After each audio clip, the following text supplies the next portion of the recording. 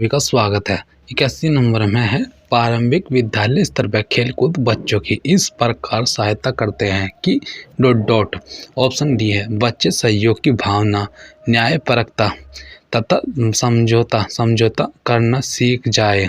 फिर व्याख्या में आएगा बच्चे खेल की स्वाभाविक क्रिया है। खेल से बच्चों के शारीरिक विकास, संज्ञानात्मक विकास, संवेगात्मक विकास, सामाजिक विकास एवं नैतिक विकास को बढ़ावा मिलता है। खेल से मनुष्य की मनोवैज्ञानिक जरूरतें पूरी होती है तथा वह मनुष्य को सामाजिक कौशलों के विकास का भी अवसर देता है। खेल द्वारा बच्चे सहयोग की भावना, न्यायपरकता और समझौता करना सीखते हैं। वैसी में आएगा विद्यालयों में खेल रखने का सबसे महत्वपूर्ण कारण है। ऑप्शन सी आएगा विद्यार्थियों में सहयोग और शारीरिक समन्वय बढ़ाना है। फिर व्याख्या में आएगा विद्यालयों में खेल रखने का सबसे महत्वपूर्ण कारण विद्यार्थियों में सहयोग और शारीरिक समन्वय बढ़ाना। खेल बच्चों में सृजनात्मकता कौशलों को पोषित करने में सहायता करता है। साथ ही साथ कई जीवन कौशलों जैसे समस्या समाधान, नेतृत्व क्षमता, तर्कपूर्ण ढंग से सोचना, स्व अभिव्यक्ति, संप्रेषण कौशल, सहकारी अधिगम समूह में रहना आदि का विकास करता है। 83 में आएगा एक अध्यापक को अपनी आय बढ़ानी है, आप उसे राय देंगे कि उसमें है वो ऑप्शन डी में है व्याख्या सहित। एक अध्यापक को यदि अपनी आय बढ़ानी है तो उसे यह सुझाव देना चाहिए कि वह पुस्तकें लिखे। यदि शिक्षक पुस्तक लिखता है तो वह निरंतर अध्ययन कार्य में लगा रहेगा, साथ ही अपने विषय और अन्य विषयों की भी नवीनतम जानकारी प्राप्त करता रहेगा। ऐसी स्थिति में प्रभावी पुस्तकें लेखन के साथ साथ अध्यापन भी प्रभावी होगा। फिर 84 में अध्यापक की मुख्य भूमिका की पहचान है। एक ऑप्शन डी में आएगा प्रेरक। इसकी व्याख्या में आएगा अध्यापक की मुख्य भूमिका प्रेरक के रूप में पहचानी गई है। अध्यापक अपने कार्यों एवं व्यवहारों को आदर्शात्मक रूप में प्रस्तुत करता है, जिसका अवलोकन कर विद्यार्थी भी अनुसरण करने के लिए प्रेरित होते हैं। इसके साथ ही अध्यापक विद्यार्थियों के योग्यता एवं क्षमता को समझ कर उनको उचित दिशा में मार्गदर्शन करते हैं ताकि वह अपना भविष्य स्वयं चुन सके। फिर इसका आएगा 85 में है अध्यापक जो वर्ग अध्यापन में उत्साही होते हैं। ऑप्शन सी में आएगा सीखने सिखाने की प्रक्रिया में विद्यार्थियों को शामिल करते हैं। व्याख्या में आएगा अध्यापक जो वर्ग खंड अध्यापन में उत्साही होते हैं, सीखने सिखाने की प्रक्रिया में विद्यार्थियों को शामिल करते हैं, क्योंकि वे समझते हैं कि विद्यार्थियों की सक्रिय सहभागिता शिक्षण अधिगम प्रक्रिया को प्रभावी बनाता है। साथ ही उनको शिक्षण के सिद्धांतों, सूत्रों, युक्तियों, प्रतिमानों, विधियों, उद्देश्यों तथा विद्यार्थियों की विभिन्न अवस्थाओं और उसमें होने वाले परिवर्तनों और उनके मनोविज्ञान का भी पूर्ण ज्ञान होता है। फिर 86 में आएगा कोई अच्छा अध्यापक बन सकता है यदि इसमें आएगा ऑप्शन सी में आएगा सी है वह अपना विषय जानता हो। फिर इसकी व्याख्या में आएगा व्याख्या में कोई भी अच्छा अध्यापक बन सकता है यदि वह व्यावसायिक गुणों में निपुण हो, जैसे विषय का पूर्ण ज्ञान, अपने कर्तव्य व्यवसाय के प्रति निष्ठा, पाठ्य सहगामी क्रियाओं में रुचि, प्रयोग एवं अनुसंधान में रुचि, व्यावसायिक प्रशिक्षण।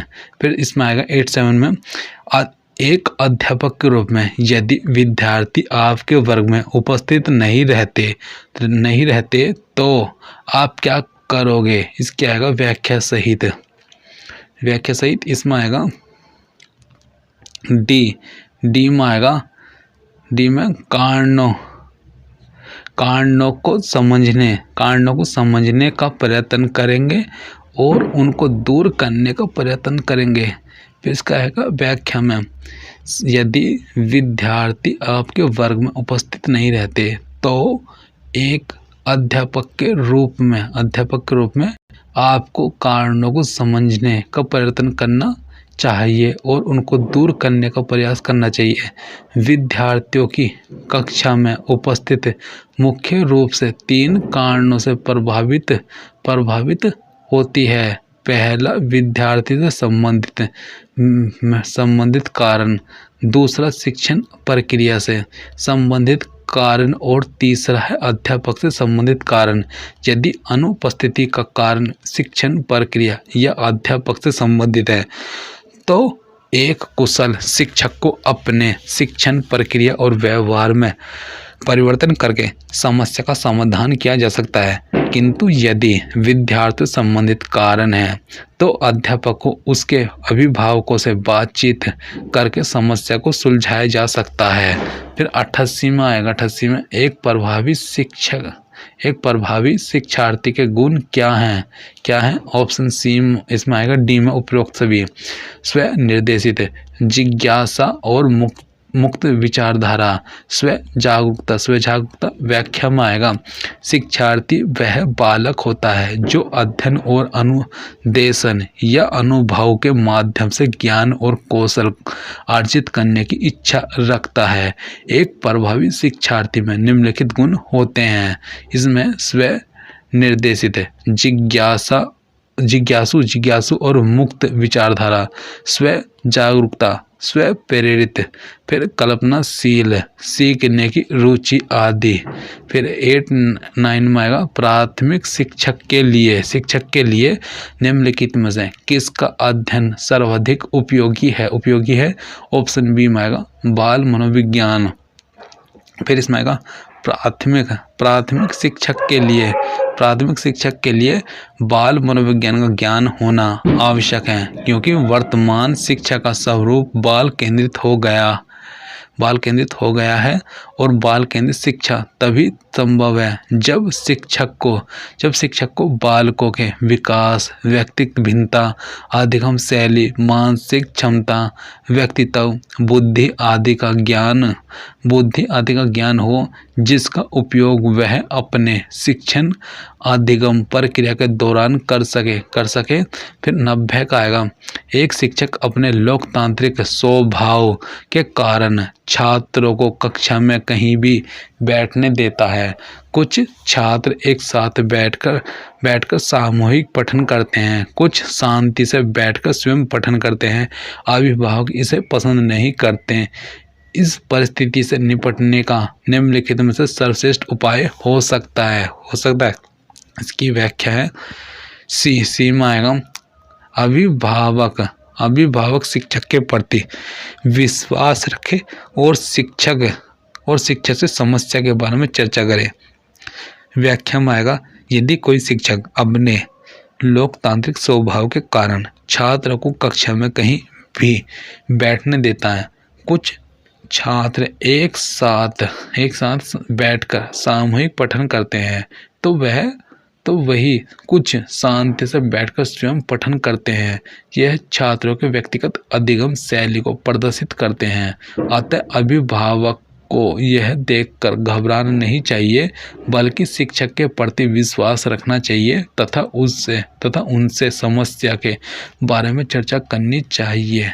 फिर इसमें आएगा 91 में, प्राथमिक स्तर पर निम्नलिखित में से किसे एक शिक्षक का सर्वाधिक महत्वपूर्ण गुण माना जाना चाहिए?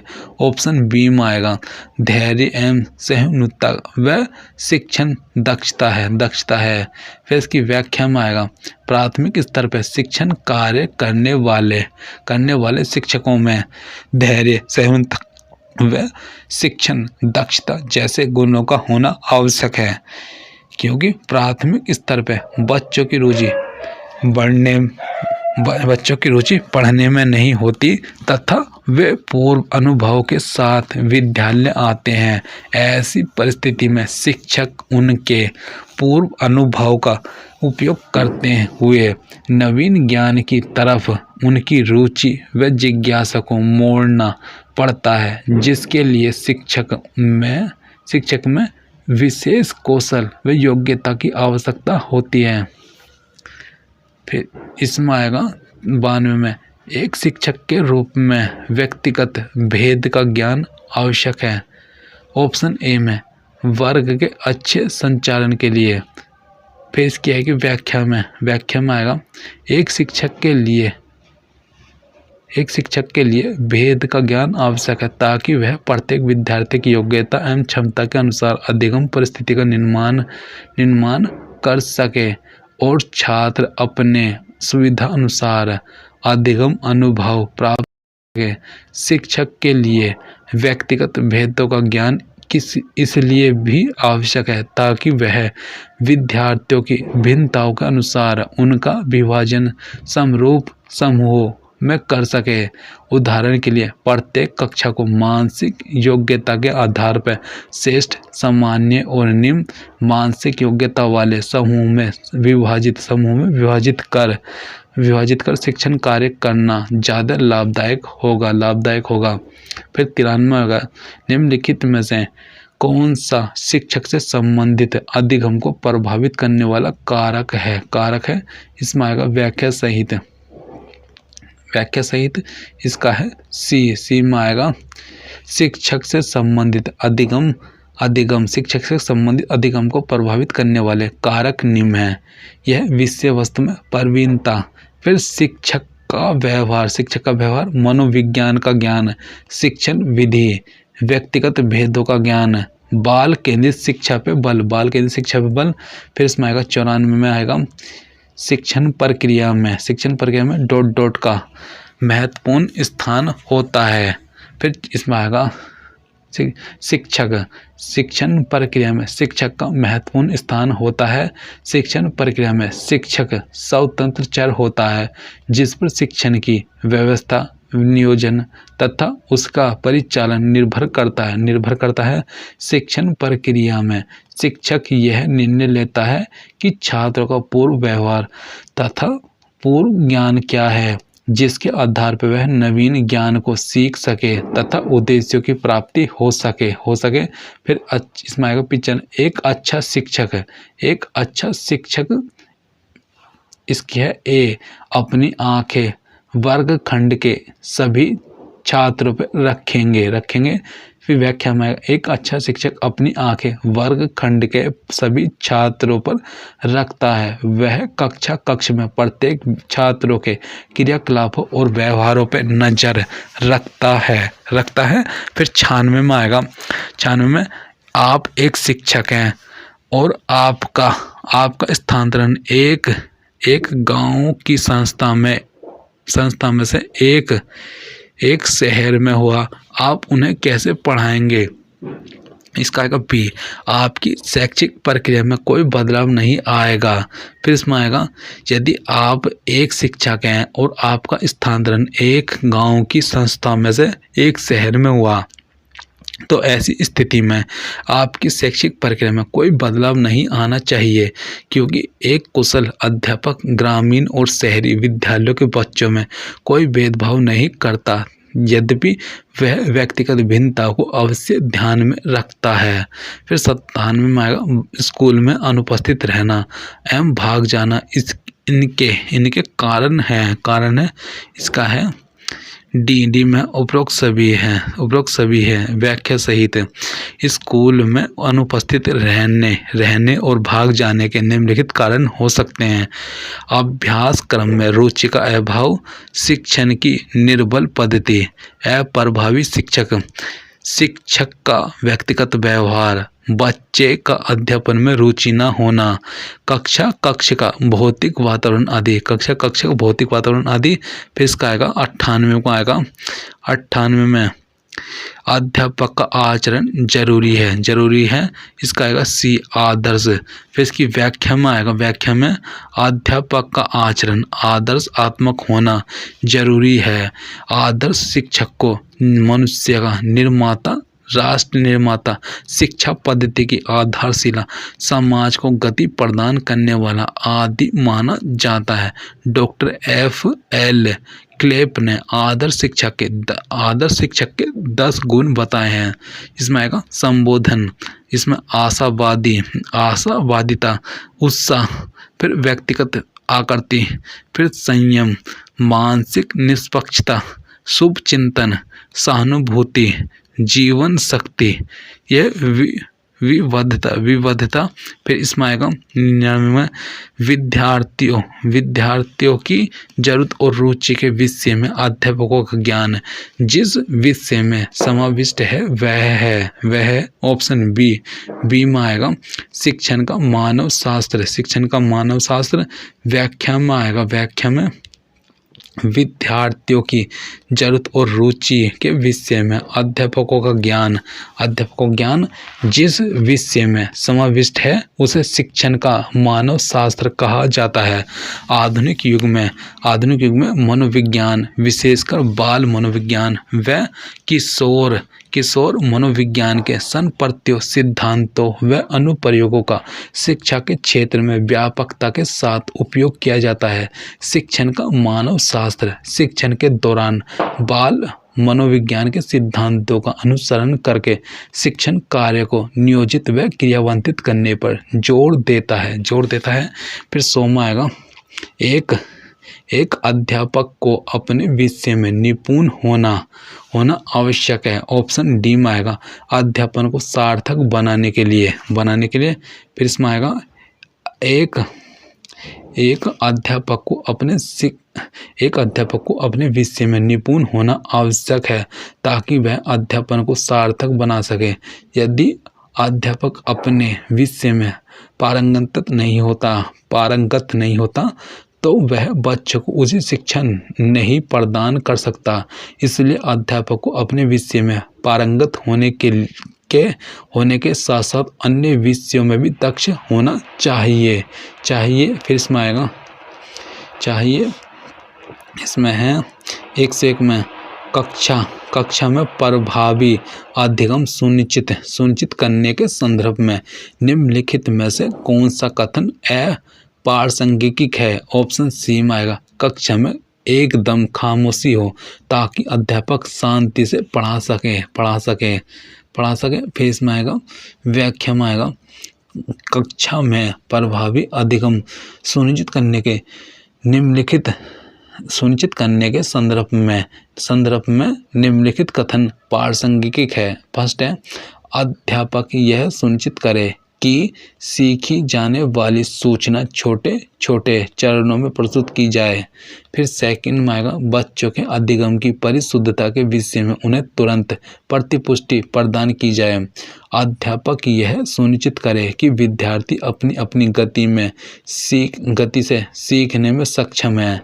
कक्षा में एकदम खामोशी हो ताकि अध्यापक शांति से पढ़ा सके। यह कथन प्रभावी अधिगम सुनिश्चित करने के संदर्भ में अप्रासंगिक है। फिर इसमें आएगा 102 में आएगा किसी विद्यार्थी को एक विशिष्ट प्रकार का व्यवहार प्रदर्शित करने अथवा किसी अनुचित व्यवहार का परिहार करने के लिए स्मरण कराने हेतु अध्यापक द्वारा दिए गए शाब्दिक अथवा गैर शाब्दिक संकेत को क्या कहा जाता है। गैर शाब्दिक संकेत को क्या कहा जाता है। ऑप्शन बी में आएगा प्रबलक। इसमें आएगा व्याख्या में किसी विद्यार्थी को एक विशिष्ट प्रकार का व्यवहार प्रदर्शित करने अथवा किसी अनुचित व्यवहार का परिहार करने के लिए स्मरण कराने हेतु अध्यापक द्वारा दिए गए शाब्दिक अथवा गैर शाब्दिक संकेत को प्रबलक कहा जाता है।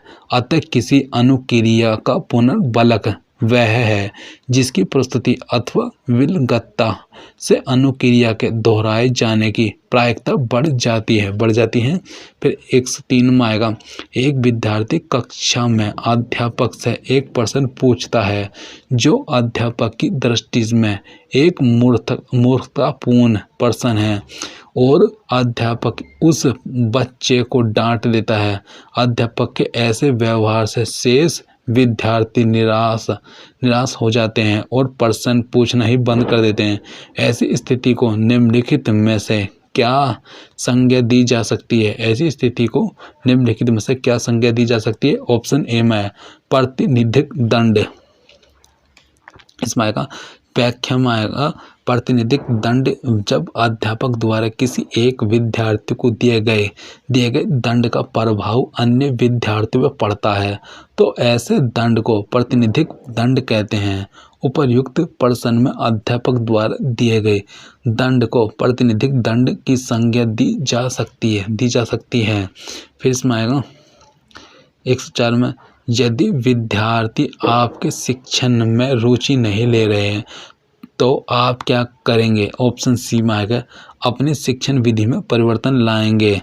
व्याख्या में आएगा, यदि विद्यार्थी शिक्षण में रुचि नहीं ले रहे हैं तो एक अध्यापक को अपनी शिक्षण विधि में परिवर्तन करना चाहिए। शिक्षण विधि शिक्षार्थियों की रुचि, आवश्यकता और मनोवैज्ञानिक स्थिति के अनुसार होने से शिक्षार्थी शिक्षण अधिगम प्रक्रिया में सक्रिय रूप से भाग लेते हैं। फिर इसका आएगा, कठोर दंड प्रक्रिया सहायता करती है। ऑप्शन डी में आएगा, बुरी आदतों की पुनरावृत्ति से भय उत्पन्न करने में। व्याख्या में आएगा, कठोर दंड प्रक्रिया बालकों में बुरी आदतों की पुनरावृत्ति से भय उत्पन्न करने में सहायता करती है। छात्रों के व्यवहार में सुधार करने के लिए दंड एक उपयोगी निषेधात्मक अभिप्रेरक का कार्य करता है। अनुशासन भंग करने, साथ दुर्व्यवहार करने, गृह कार्य न करने जैसी स्थितियों में दंड देकर बालकों के व्यवहार को सुधारा जा सकता है। जैसी स्थितियों में दंड देकर बालकों के व्यवहार को सुधारा जा सकता है। फिर 106 में आएगा, पूर्व प्राथमिक स्तर के छात्र के लिए न्यूनतम दंड विधान योजिक उचित है। वह होगा ऑप्शन ए, उसे कक्षा के अन्य छात्रों से पृथक कर दिया जाए। फिर इसकी व्याख्या में आएगा, पूर्व प्राथमिक स्तर के छात्रों के लिए न्यूनतम दंड विधान यह है कि उसे कक्षा के अन्य छात्रों से पृथक कर दिया जाए। ऐसे दंड से वह अपने व्यवहारों को सुधारने के लिए प्रेरित होगा। फिर 107 में आएगा, विकलांग बालकों के साथ शिक्षक का उपयुक्त व्यवहार होगा। ऑप्शन ए, प्रेम व स्नेहपूर्ण। व्याख्या में विकलांग बालकों के साथ शिक्षक का व्यवहार प्रेम एवं स्नेहपूर्ण होना चाहिए। विकलांग बालकों में शारीरिक दोष अवश्य होता है, परंतु यह आवश्यक नहीं कि वे मानसिक दृष्टि से भी अयोग्य हो। विकलांग बालकों की मानसिक योग्यता प्राय साधारण व तीव्र होती है। विकलांग बालकों की मानसिक योग्यता प्राय साधारण व तीव्र होती है, परंतु शारीरिक दोष के कारण उनमें हीन भावना उत्पन्न हो जाती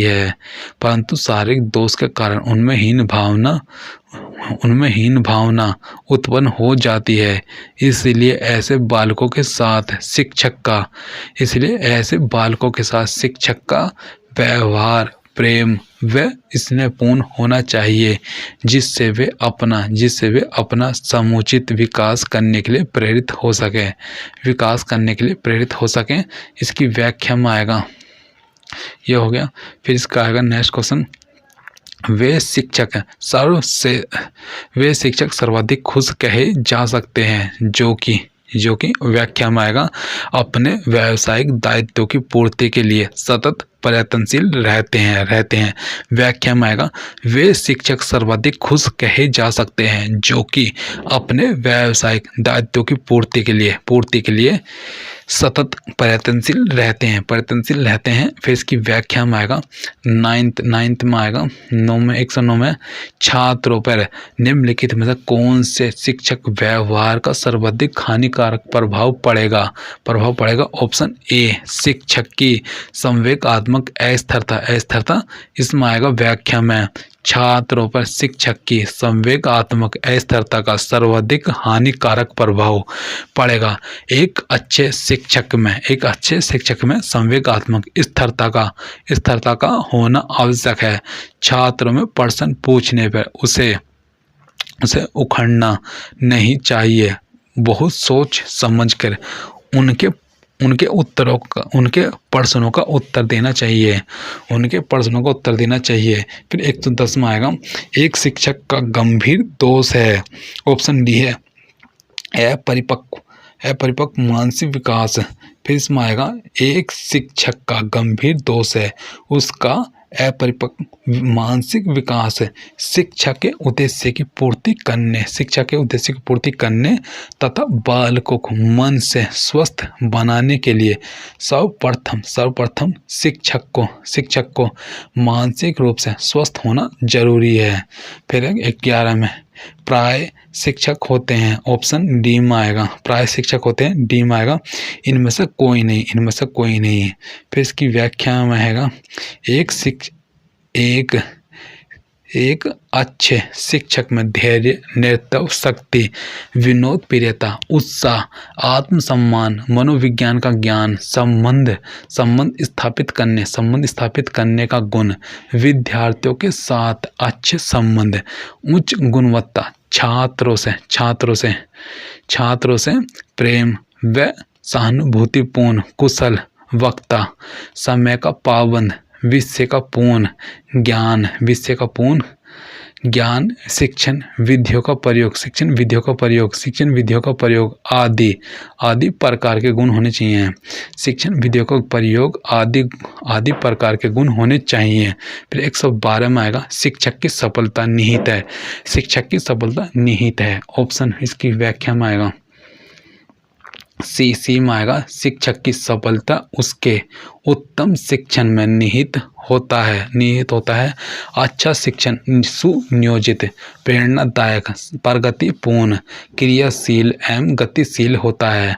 अच्छे शिक्षण के लिए मनोवैज्ञानिक सिद्धांतों का उपयोग आवश्यक है। फिर 13 में आएगा निम्नलिखित में से किस कथन को आप एक शिक्षक के संदर्भ में अनुप्रयुक्त मानते हैं। ऑप्शन डी में आएगा शिक्षक शिक्षण त्याग कर का उपयुक्त सभी कार्य करे। शिक्षक शिक्षण त्याग कर उपयुक्त सभी कार्य करे। इसमें आएगा व्याख्या में आएगा शिक्षक का कार्य जन सेवा करना, छात्र समस्याओं का निस्तारण करना तथा छात्र अभिलेख तैयार करना मात्र नहीं है, बल्कि इन सब के साथ साथ उसका मुख्य कार्य शिक्षण करना है। पाठ्यक्रम निर्माण में सहयोग देना तथा विद्यार्थियों को भविष्य के लिए तैयार करना भी है। फिर 14 में आएगा कक्षा में बातें करना व अनुशासनहीनता किस बात का संकेत है। ऑप्शन बी में आएगा पुनरावृत्ति जन्य उब। फिर इसमें आएगा व्याख्या में आएगा कक्षा में बातें करना व अनुशासनहीनता पुनरावृत्ति जन्य उब की ओर संकेत करता है। जब कक्षा में एक ही विषय या पाठ को एक ही प्रकार के शिक्षण युक्तियों का प्रयोग करते हुए पढ़ाया जाता है तो बच्चे इस दोहराव के कारण उब जाते हैं और कक्षा में अनुशासनहीनता की समस्या उत्पन्न हो जाती है और कक्षा में अनुशासनहीनता की समस्या उत्पन्न हो जाती है। फिर इसमें आएगा 15 में, छात्रों के प्रति अध्यापक का व्यवहार कैसा नहीं होना चाहिए। छात्रों के प्रति अध्यापक का व्यवहार कैसा नहीं होना चाहिए। इसमें ऑप्शन ए है व्यंग्यपूर्ण। फिर इसकी व्याख्या में आएगा, एक अध्यापक समाज का अहम नागरिक होता है जो समाज में छात्रों को आगे बढ़ने का साधन है। शिक्षक का व्यवहार छात्रों के प्रति स्नेहपूर्ण, उदार, विनोदपूर्ण, दृढ़ तथा सहानुभूतिपूर्ण होना चाहिए, जिससे छात्र अपनी समस्याओं को शिक्षक के सामने बेहिचक प्रस्तुत कर सके। यदि शिक्षक का छात्रों के प्रति कठोर व व्यंग्यपूर्ण व्यवहार होगा तो छात्र शिक्षक और विद्यालय दोनों से डरेगा और अपनी समस्याओं को नहीं बताएगा। फिर इसमें आएगा 16 नंबर में, एक अच्छे अध्यापक में कौन सा गुण होना स्वाभाविक रूप से आवश्यक है। ऑप्शन सी है संवेगों पर नियंत्रण। फिर इसकी व्याख्या में आएगा, शिक्षक समाज का आईना होता है, उसे अपने कार्य एवं व्यवहार से समाज में बच्चों के सामने सदैव आदर्श के रूप में स्वयं को प्रस्तुत करना चाहिए आदर्श के रूप में स्वयं को प्रस्तुत करना चाहिए। शिक्षकों में संतुलित व्यक्तित्व, अच्छा स्वास्थ्य, संवेगात्मक स्थिरता, नैतिक गुण, सहानुभूतिपूर्ण व्यवहार, आशावादी दृष्टिकोण जैसे गुण अपेक्षित हैं। एक अच्छे शिक्षक में संवेगात्मक स्थिरता होना आवश्यक है। छात्रों के प्रश्न पूछने पर उसे उखड़ना नहीं चाहिए, बात में झुलझुलाना नहीं चाहिए, बल्कि धैर्य के साथ सोच समझकर उनके प्रश्नों के उत्तर देकर उन्हें संतुष्ट करना चाहिए। फिर इसमें आएगा, इसमें है, यदि बुलाए जाने पर कुछ छात्रों के माता पिता या अभिभावक आकर शिक्षक से नहीं मिलते तो शिक्षक को क्या करना चाहिए। ऑप्शन ए, माता पिता या अभिभावक को पत्र लिखना चाहिए।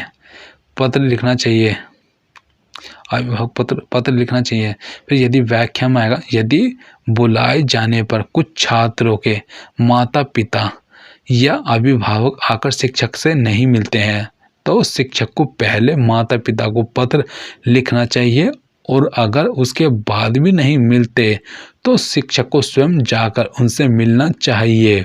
फिर 118 में आएगा, कक्षा के माहौल परिवेश में एक सकारात्मक पढ़ाई वातावरण स्थापित और मजबूत करने में अनुशासन, ऑप्शन सी है, से कुछ लेना देना नहीं होता।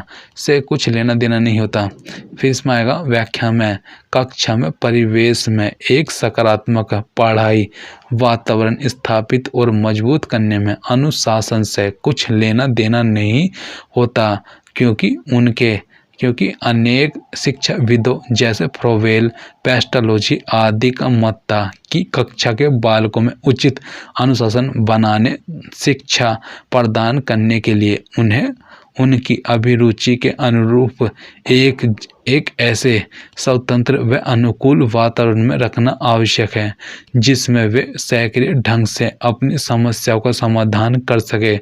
इस विचारधारा की मान्यता थी कि बालक मूलतः अच्छे स्वभाव के होते हैं तथा उन्हें अनुशासित करने के लिए उन पर किसी बाह्य दंड या दबाव की जरूरत नहीं है, वरन एक स्वतंत्र व खुले वातावरण की जरूरत होती है जहां वे अपनी इच्छा व अभिरुचि के अनुकूल कार्य करते हुए सीख सके। ऐसा होने पर छात्र स्व अनुशासित रहेंगे तथा अनुशासनहीनता की कोई समस्या उत्पन्न नहीं हो सकती। 19 में आएगा, एक शिक्षक को समाज में सम्मान मिलना चाहिए जब वह उपर्युक्त सभी एक आदर्श जीवन जीता हो, निष्ठापूर्वक अपनी ड्यूटी करता हो, प्रभावकारी तरीके से पढ़ाने में सक्षम हो। फिर इसकी व्याख्या में आएगा, एक शिक्षक को समाज में सम्मान मिलना चाहिए जब वह एक आदर्श जीवन जीता हो, निष्ठापूर्वक अपनी ड्यूटी करता हो तथा प्रभावकारी तरीके से पढ़ाने में सक्षम हो, अपने कार्यों के प्रति जागरूकता, कड़ी मेहनत एवं मधुर संभाषण अध्यापक का स्तर उठाने में सहायक होते हैं। फिर है, निम्नलिखित में से कौन सा गुण एक शिक्षक के लिए सबसे अनिवार्य माना जाता है।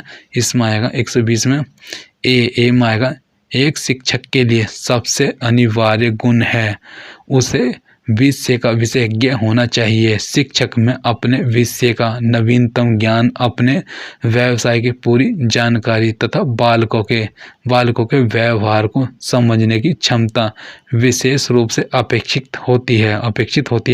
फिर 121 में आएगा, एक शिक्षक को सफल माना जाता है यदि वह, ऑप्शन बी में आएगा, विषय वस्तु को एक सुव्यवस्थित तरीके से प्रस्तुत करती हो।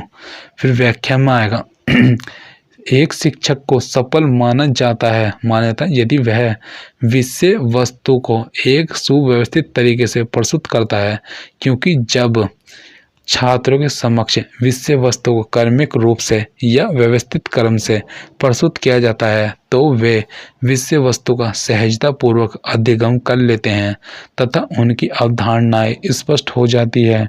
यदि उनके सामने विषय वस्तु को व्यवस्थित क्रम में नहीं प्रस्तुत किया जाता है तो वे भ्रमित होते हैं और अधिगम प्रक्रिया बाधित होती है। फिर इसमें आएगा 122 में, निम्नलिखित में से कौन सा महत्वपूर्ण प्रभाव शिक्षण की प्रभावकारिता पर निर्भर करती है। ऑप्शन बी में आएगा, शिक्षक को विषय की समझ। व्याख्या में आएगा, प्रभावशाली शिक्षण के लिए शिक्षक में निम्न व्यावसायिक गुणों का होना आवश्यक है।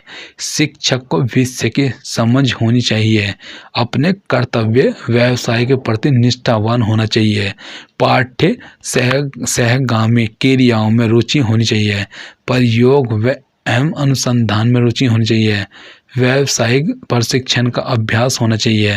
फिर 123 में आएगा, शिक्षकों को अपने शिक्षार्थियों को दैहिक सजा नहीं देनी चाहिए, क्योंकि ऑप्शन सी में आएगा, शिक्षार्थियों में यह दबाव और चिंता पैदा करता है।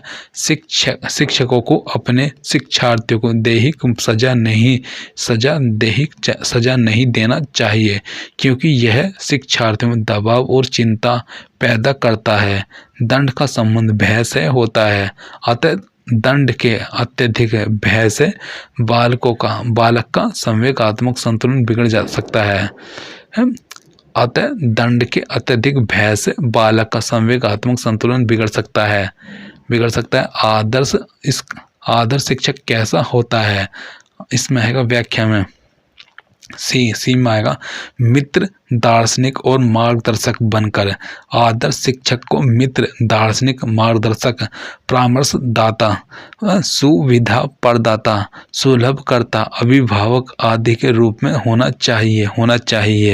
फिर इसकी आगे व्याख्या सही है। इसमें है 25 में है, क्लास में विद्यार्थियों की दिलचस्पी कायम रखने के लिए शिक्षक को क्या करना चाहिए। ऑप्शन डी में आएगा, प्रश्न पूछना। कक्षा में विद्यार्थियों की दिलचस्पी कायम रखने के लिए शिक्षक को प्रश्न पूछना चाहिए। प्रश्न पूछने से विद्यार्थी शिक्षण अधिगम प्रक्रिया में सक्रिय हो जाते हैं। पूर्व ज्ञान पर आधारित प्रश्नों पर उनकी रुचि उत्पन्न होती है और साथ ही वे सीखने के लिए प्रेरित भी होते हैं। थैंक यू दोस्तों, आज के लिए।